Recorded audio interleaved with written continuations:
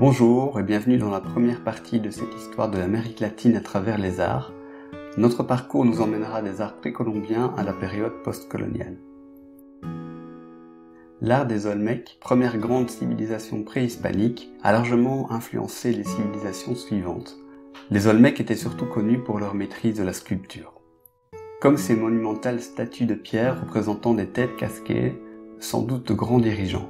L'hypothèse de l'origine asiatique des premières peuplades américaines autorise de voir des similitudes étonnantes entre ces visages massifs aux yeux en amande et certaines représentations de Bouddha. De même avec ces statues de personnages accroupis, figure récurrente dans les œuvres précolombiennes. Impossible également de ne pas comparer cette statue à d'autres monolithes très connus situés sur l'île de Pâques à l'ouest du Chili. Cette similitude pourrait accréditer la thèse du peuplement du continent par l'Asie, par la voie maritime en l'occurrence. Les babyface, ces enfants joufflus et assis, sont également des figures emblématiques de l'art olmec. Dans de nombreuses sociétés et pendant une très longue période, l'embonpoint est un témoignage social d'opulence et de puissance. À noter les yeux en amande et les crânes allongés, une déformation volontairement imposée aux jeunes enfants pour des raisons esthétiques, sociales ou religieuses.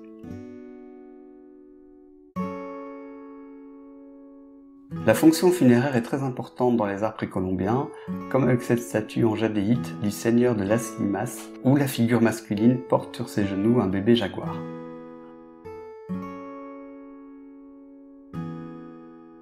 Le jaguar est l'animal emblématique de l'inframonde, le monde des défunts, qu'il surplombe ici symboliquement sur cet autel. Il s'agit d'un animal très présent dans les mythologies amérindiennes, au même titre que les autres espèces carnassières comme l'aigle ou le serpent. D'autres animaux sont aussi bien présents, mais secondaires, comme par exemple les singes et les poissons.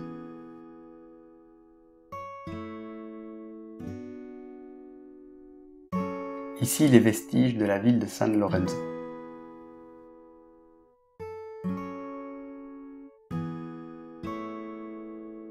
Bizarrement, on connaît très peu de sculptures sur pierre de l'époque zapotèque, mais surtout des urnes funéraires en terre. À noter un plus grand niveau de détail par rapport à l'art olmec.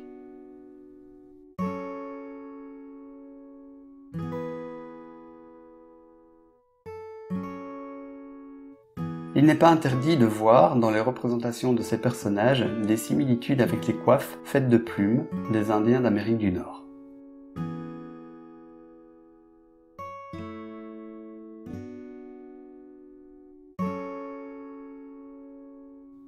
Sous d'autres formes, le jaguar est toujours bien présent dans l'iconographie zapotèque.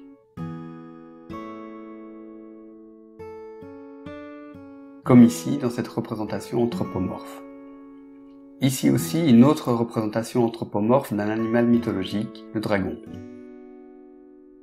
Ici les vestiges de la capitale, Monte Alban, avec ses pyramides à degrés. La plupart des objets d'art maya ont une fonction funéraire ou rituelle pour apaiser ou s'attirer la faveur divine. Souvent, l'art maya dépeint les divinités, les grands dirigeants, les héros légendaires, les scènes religieuses et parfois la vie quotidienne. Cette pièce, la reine d'Uxmal, représente la tête stylisée d'un serpent d'où émerge un visage humain. Il s'agit a priori d'un célèbre personnage qui a subi un rite initiatique consistant à être avalé par un boa pour être ensuite régurgité et devenir ainsi prêtre chaman. Ce rite est toujours d'usage dans certaines régions du Yucatan. On notera un grand niveau de détail, incluant même des éléments d'écriture. Comme sur ce disque en pierre représentant un joueur d'Ulama, un jeu par équipe consistant à pousser une balle en caoutchouc avec les genoux, les coudes, les hanches ou les fesses, mais pas les pieds ou les mains, pour la faire passer dans un cerceau à 6 mètres au-dessus du sol. À l'issue de la partie, un joueur était sacrifié pour s'attirer les faveurs des dieux. Ici une version en couleur.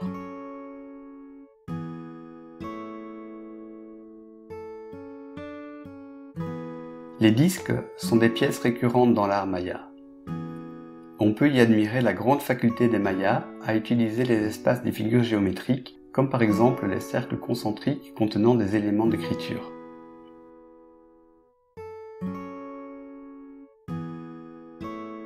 Ou ici, ce jaguar comprimé dans un carré.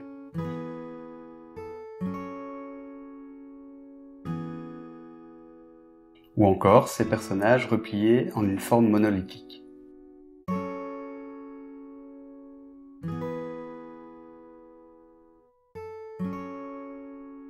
En parallèle, les représentations humaines des figurines évoluent vers davantage de réalisme.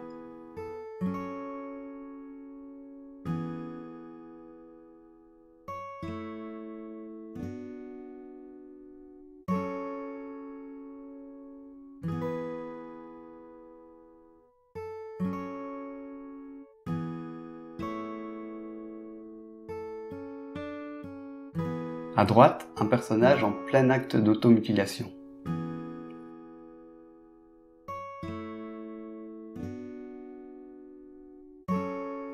Les personnages féminins sont représentés avec de larges hanches, symbole de fertilité. On l'a vu, l'art précolombien revêt très souvent une fonction funéraire. Comme à travers ces masques funéraires en jade ou en obsidienne.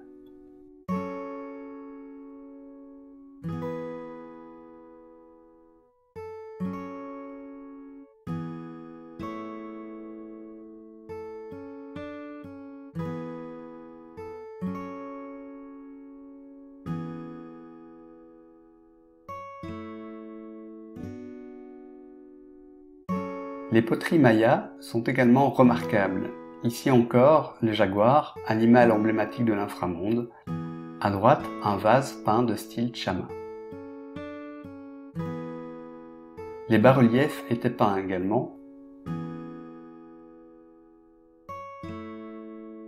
Dans cette peinture murale de Bonampak, un cadavre allongé au pied d'un prisonnier agenouillé, implorant la miséricorde d'un chef à l'expression impitoyable. Ici, une pyramide de la cité de Chichen Itza.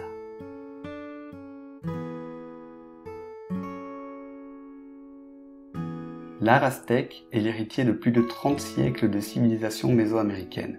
Les Aztèques, appelés aussi Mexicas, ont ainsi adopté et amélioré les techniques artistiques et architecturales des peuples qui les ont précédés. La pierre de Moctezuma est un monolithe aztèque qui a été sculpté sous le règne de Moctezuma Ilu Camina, un empereur qui a régné de 1440 à 1469 et dont les reliefs sur le pourtour de cet autel évoquent les conquêtes.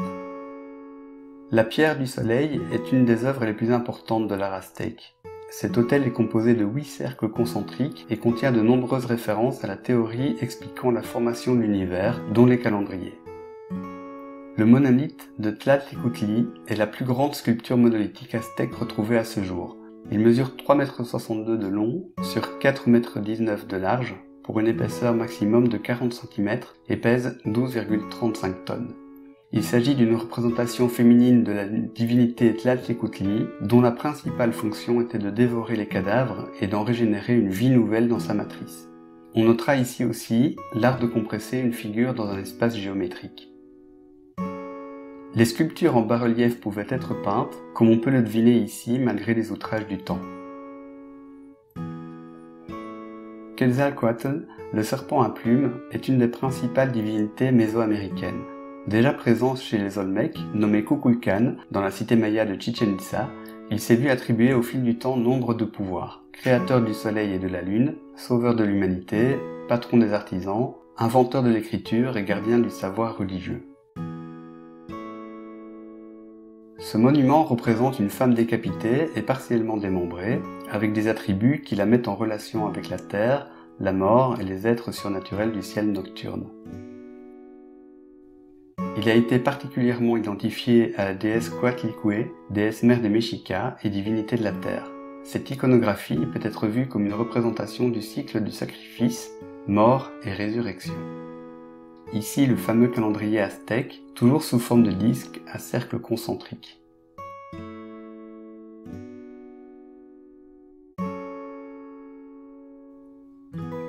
Les pièces de céramique aztèque sont également remarquables dans les formes et les couleurs, en particulier les urnes funéraires.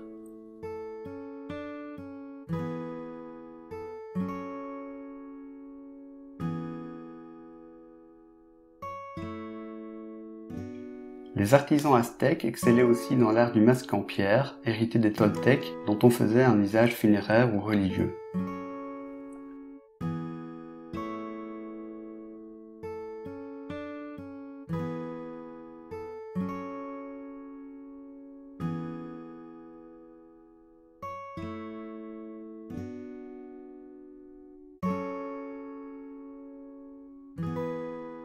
Cet objet était probablement porté lors de cérémonies comme ornement pectoral. Il a été sculpté dans du bois et recouvert de mosaïques turquoises. L'imagerie du serpent était présente dans toute l'iconographie religieuse aztèque, le serpent étant associé à plusieurs divinités. Les traits épais et l'absence de perspective sont des caractéristiques récurrentes de l'art aztèque précolombien. Les codex sont l'équivalent de nos livres européens. La plupart sont des documents de nature religieuse ou divinatoire, le compte des jours, les fêtes et les rites, etc. Ils ne contenaient pas de texte, mais des peintures qui constituent cependant une forme d'écriture. Ici, une représentation des dieux de la mort et de la vie. Sur les côtés, les signes représentant les mois de l'année. À gauche, une scène de la planche 14 du Codex Borbonicus, Chipetotec, qui incarne le renouveau de la végétation. À droite, une représentation anthropomorphe de Quetzalcoatl, le serpent à plumes. Ici, des guerriers aztèques du Codex Mendoza. Le Codex Mendoza est un codex colonial, donc créé après l'arrivée des Européens.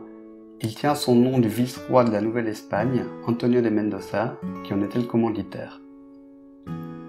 Cette scène du Codex Vaticanus, ou Codex Rios, représente notamment Hernán Cortés à cheval. À noter la cohabitation de symboles religieux aztèques et chrétiens. Progressivement, le style graphique se rapproche de l'esthétisme européen. Cette acculturation tâtonnante est marquée par les traits brouillons et la perte de l'originalité du style aztèque précolonial. Témoin de l'intégration progressive des codes graphiques européens, cette tentative de perspective dans cette scène de sacrifice. À droite, l'une des toutes premières œuvres catholiques aztèques.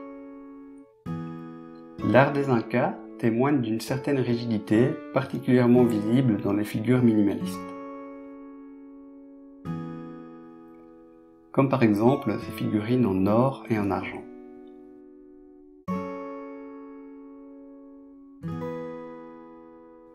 Ici, les représentations d'un gouvernant inca et de son épouse. Les artisans incas ont également produit d'autres remarquables pièces d'orfèvrerie, comme ici ces couteaux de cérémonie. Étroitement associé aux rituels religieux, l'or était aussi un symbole de pouvoir. Ce masque, surmonté d'une coiffe, est orné de cinabre, un sulfure de mercure qui lui donne un reflet rougeâtre. Ici, une coiffe frontale avec des plumes métalliques de culture Chimú.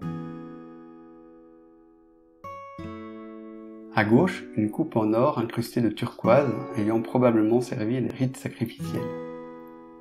À droite, un khéro en bois. Les khéros sont des types de vases d'or, d'argent et de bois contenant les offrandes offertes lors de cérémonies rituelles. La production de poterie inca fut importante, ici un double bol. Le col de ce vase est modelé de la tête d'un oisillon, le bec symboliquement grand ouvert.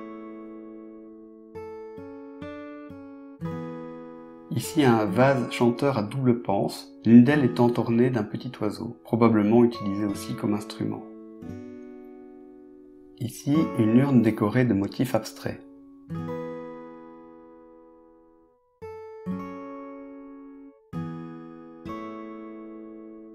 Cette assiette en terre cuite provient d'un temple du soleil. Elle est décorée de motifs géométriques et de représentations de grenouilles. Une particularité des Incas réside dans l'utilisation plus répandue du bois. Comme ce fétiche Chimú qui devrait parler au lecteur de Tintin puisqu'il a inspiré Hergé dans la création d'un fétiche des Arumbaya, une tribu fictive du San Théodoros, un pays lui aussi fictif d'Amérique du Sud. Le tissage inca avait atteint un très haut niveau de maîtrise. Comme dans toutes les grandes civilisations précolombiennes, les éléments décoratifs des tissus représentent souvent les attributs ou les symboles d'un clan, d'une tribu, d'une divinité. À gauche, une figurine habillée d'un tissu en laine d'alpaga. À droite, une figurine enterrée aux côtés d'une momie pour la servir dans l'au-delà. À gauche, une jupe et un hunku, l'ancêtre de notre crop top de culture Chimú. À gauche, une tunique en laine et en coton.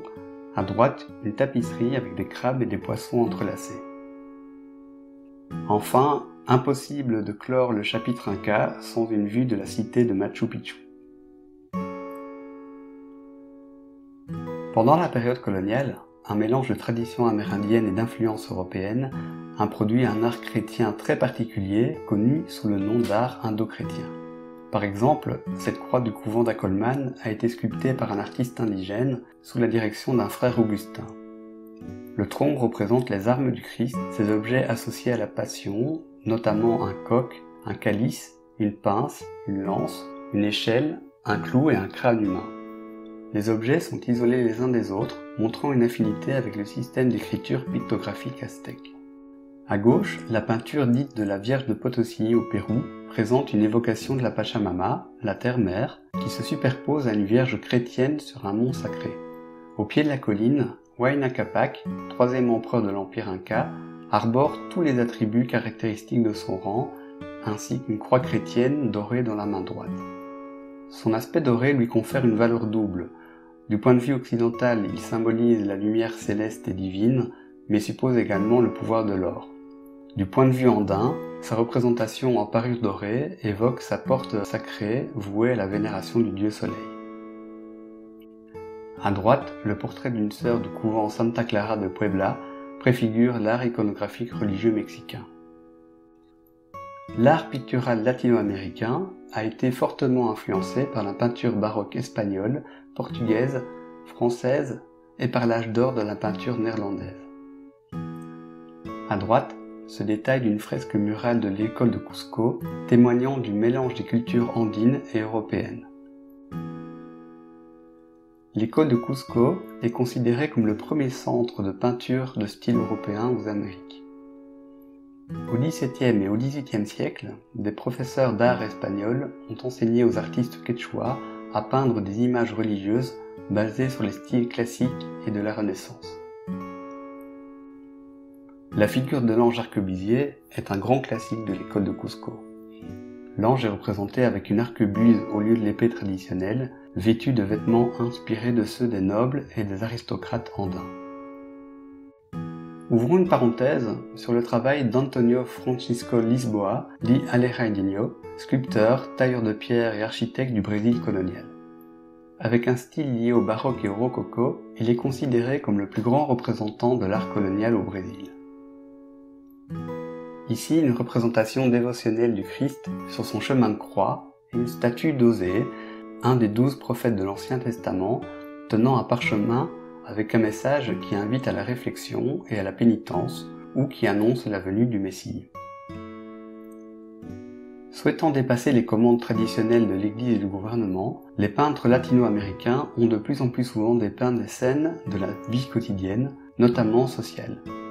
Comme ici cette femme espagnole et son esclave noir. L'un des genres les plus intéressants de cette période est le portrait qui examine les types ethniques, notamment les peintures de caste, présentant 16 scènes différentes pour montrer les effets des mariages entre indigènes, esclaves africains et européens.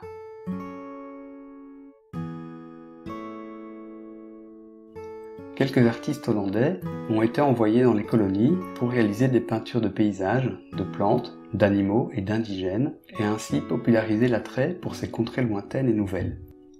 Ici, une danse tribale représentée par Albert Eckhout. Ici, un mulâtre, une femme toupiane et son bébé, et un guerrier brésilien avec arc et flèche traditionnels et un couteau européen. Ici, une vue de l'île d'Itamaracá, au Brésil, par Franz Post. La peinture latino-américaine du XIXe siècle peut être classée en différents genres, ce foisonnement illustrant les bouleversements politiques et sociaux de l'époque. Néanmoins, au plan purement pictural, elle achève progressivement son processus d'assimilation des techniques et codes européens. Un art populaire émerge avec la réalisation de portraits ou de natures mortes de style comparable aux productions européennes.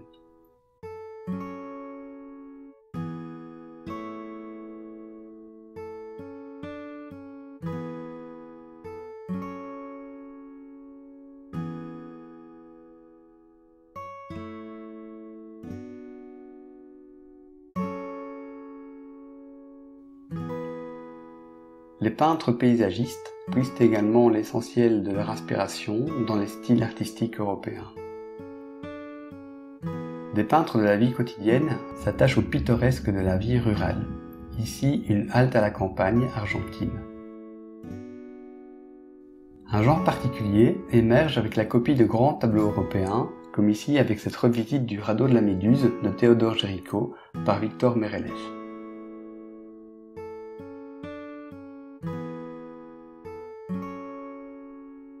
Ou encore, moins évident, cette libre interprétation de la mort de Marat de Jacques-Louis David par Santiago Riboud.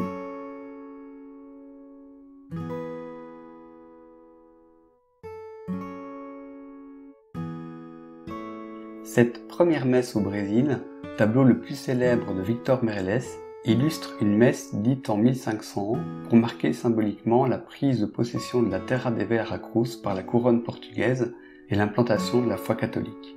Les guerres d'indépendance ont inspiré de grandes compositions épiques commémorant des événements historiques marquants, comme par exemple la bataille de Carabobo, sous les ordres de Simon Bolivar, consacrant l'indépendance du Venezuela. Simon Bolivar honorant le drapeau après la victoire de Carabobo. Une autre scène de la bataille de Carabobo.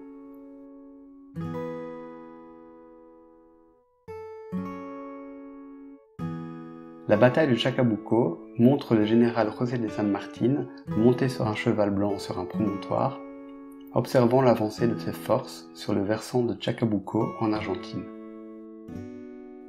La rencontre entre les généraux Bernardo O'Higgins et José de San Martín, qui a scellé l'indépendance du Chili, est connue sous le nom d'étreinte de Maipú. Ici une scène de la guerre d'indépendance cubaine.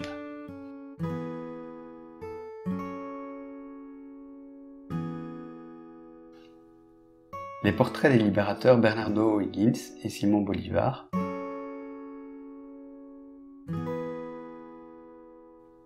San Martín, toujours sur son cheval blanc.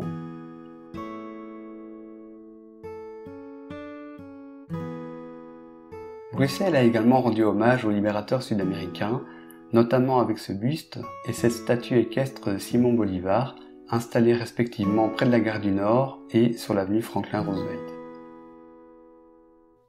Statue équestre de San Martín à Woluwe-Saint-Pierre.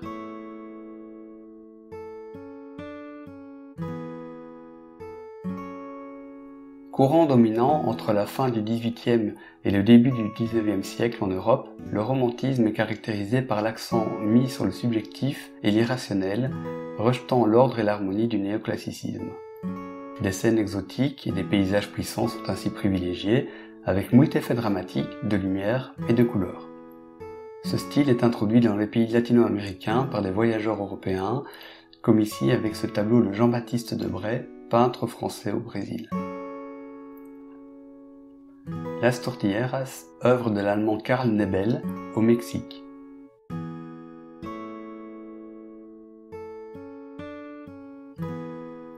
L'anglais Frederick Catherwood a représenté les ruines mayas avec une grande précision.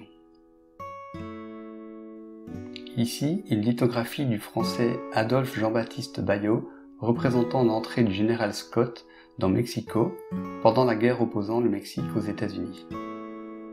En architecture aussi, l'inspiration européenne est notable, comme ici avec le palais de justice de Lima, copie du palais de justice de Bruxelles même si les proportions de l'édifice de Lima sont plus modestes et qu'il n'a pas de coupole.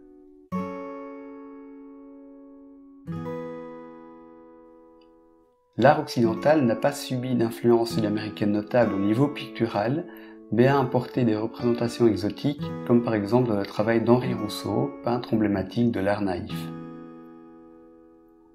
Il existe néanmoins une tradition populaire, charriant de fortes représentations visuelles, partagées des deux côtés de l'Atlantique.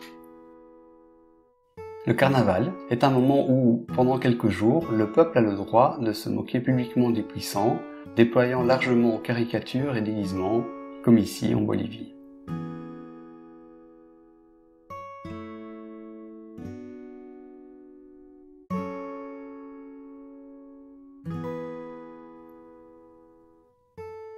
Au Brésil,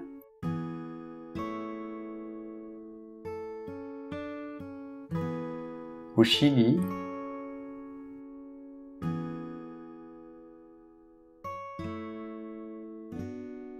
en Colombie,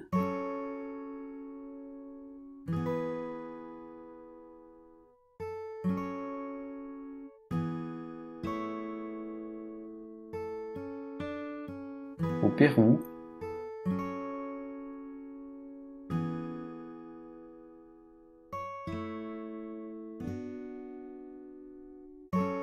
en Uruguay,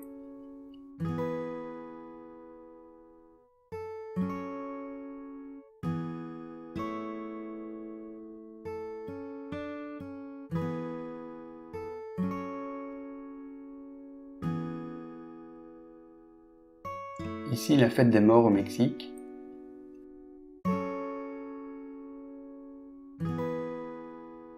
chez nous le carnaval des ours à Andenne,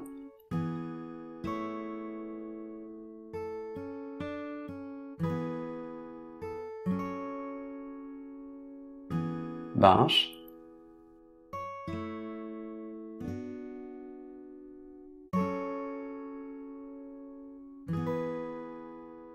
Charleroi,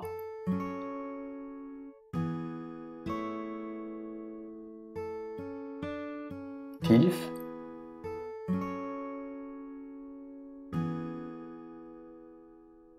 Limbourg,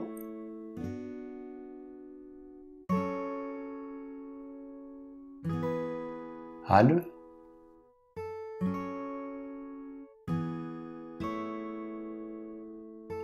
ici aux îles Canaries,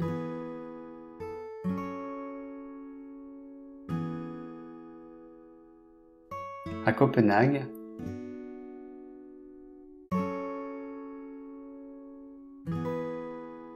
Londres,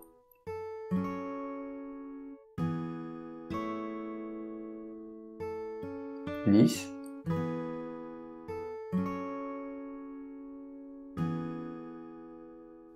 en Italie,